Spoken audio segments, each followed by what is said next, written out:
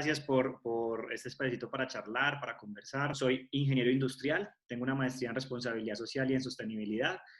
Y digamos que mi perfil es curioso porque aunque soy ingeniero, se podría decir que el camino estaba dado para irme a nivel de la línea de producción o de pronto en una empresa grande, pero desde el momento cero empecé a tener un vínculo con las iniciativas sociales y me he desempeñado en los últimos 9 años en temas sociales. He trabajado en varias fundaciones, tanto a nivel nacional como internacional. Creo mucho en que este mundo vale la pena trabajarlo, estudiarlo, creer en el otro, y eso es lo que me hace hoy trabajar y apostarle a esos temas sociales que tienen que ver principalmente con el que está al lado.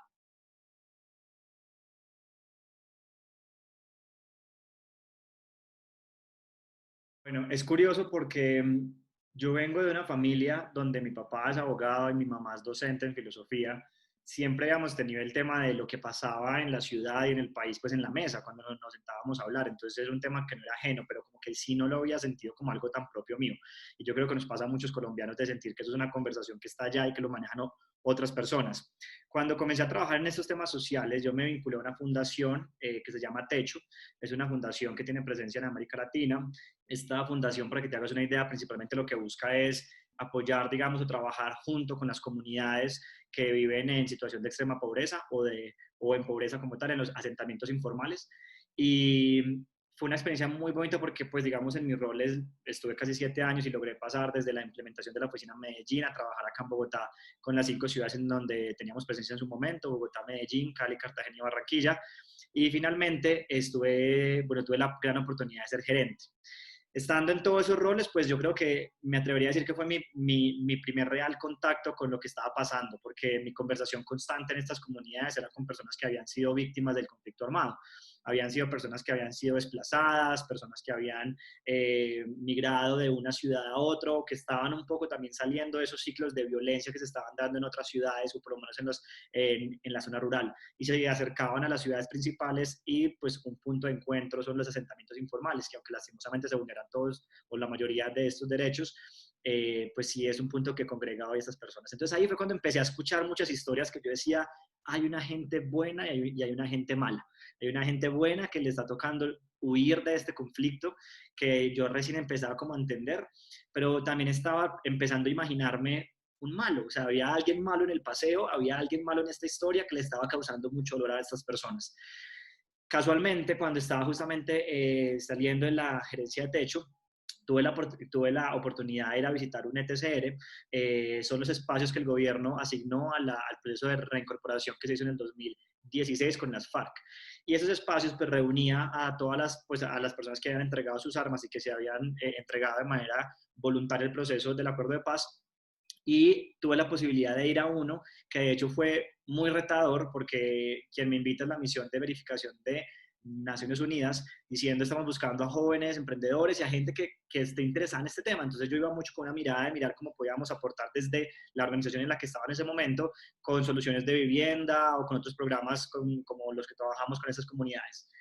Pero lo que pasó más allá de eso fue que me invitaron a Miravalle. Esta es una vereda, un corregimiento que queda en San Vicente del Caguán. Pues para todos los colombianos que estamos escuchando eso, pues sabemos que este ha sido uno de los corazones del conflicto armado acá en Colombia durante más de 5 décadas.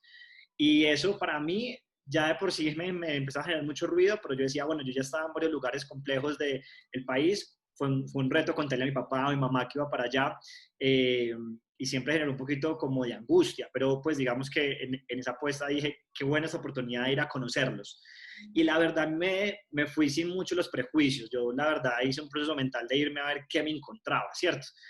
Y casualmente lo que me encontré fue justamente con esos malos del paseo que yo había llamado hace unos años. Era lo que para mí era entender que había una gente que estaba generando dolor, y me generó en un principio mucho choque. La verdad, cuando tuve ese espacio allá durante unos cuantos días, fue la posibilidad de decir: aquí no hay malos ni buenos. Y ahí fue cuando empecé un poco a aventurarme a este proceso de la realidad de esto que pasaba con el conflicto armado en Colombia. Anteriormente yo había tenido la posibilidad, pues como un ciudadano que, digamos, le apuesta a los procesos sociales, pues como la mayoría, yo sí había pues un poco entrado en la lógica de qué había pasado con el plebiscito, todos pues también empezamos a vivir esas tusas, como lo hemos llamado acá, de sentir esas subidas y esas bajadas, pero digamos que realmente alcancé a sentir que el acercamiento estuvo ahí, en esa primera visita.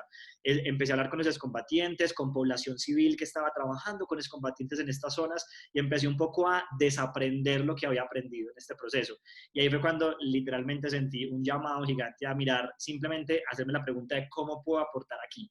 Primero, cómo puedo transmitir esta oportunidad que tengo de vivir y de interactuar con esos excombatientes, que hay mucha gente que no ha podido hacerlo, pero al mismo tiempo cómo poder empezar a trascender y a unir cosas. Y yo creo que ahí es cuando comienza un viaje muy interesante que me ha guiado un poco por los últimos 2 años, 2 años y medio en algunas acciones que han ido en pos de eso.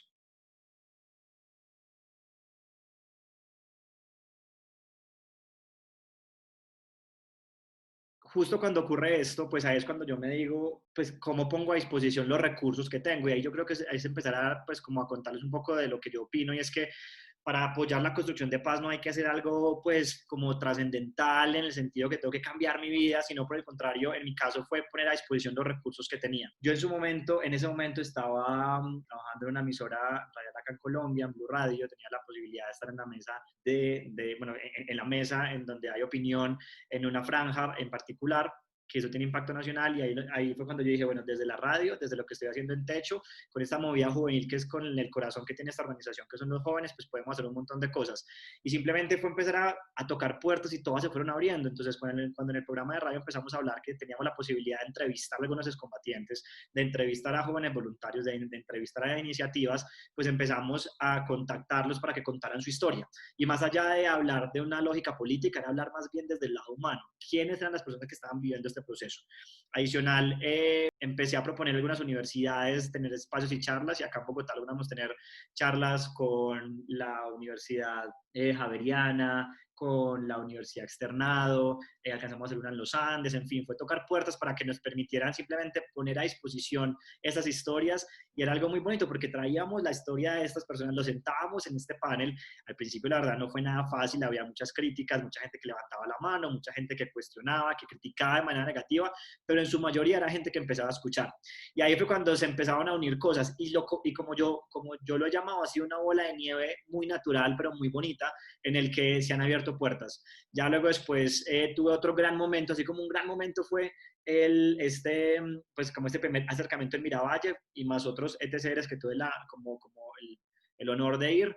Fue luego después conectarme con otra gente que estaba interesada en hablar de esto. En este caso fue con una comunidad que se llama Global Shapers, que es una comunidad a la cual hago parte como voluntario, en el que nos empezamos a cuestionar cómo poder aportar en la paz.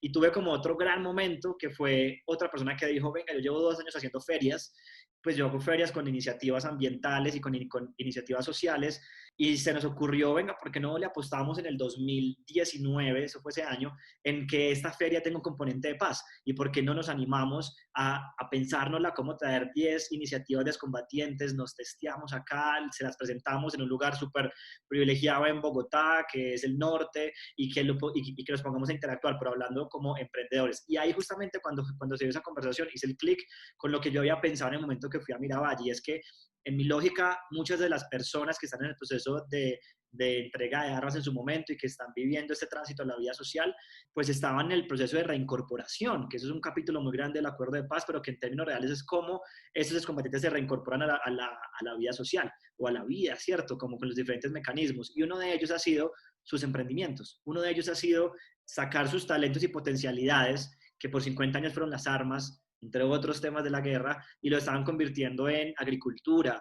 en artesanías, en un montón hasta el turismo. Y para mí fue claro el saber que la mejor forma de apoyarlos era que la gente conociera que ellos tenían esos talentos, y adicional, que una forma muy sencilla era poder aportar pues para que la gente los conociera, pero también que la gente consumiera sus productos. Y al consumirlos, pues estábamos apoyando a que ellos por ningún momento tuvieran la duda que esto no era el camino. Pero aún así, pues el tema de emprendimiento era complejo. Entonces, claro, cuando llega la feria, ahí fue una acción puntual en donde un montón de actores empezaron a involucrarse, tocamos puertas y todas dijeron sí de una, y empezamos a armar esta feria, que fue lo que yo digo, otro gran comienzo en este capítulo, en donde dijimos, aquí es posible y vemos unos resultados claros y tangibles.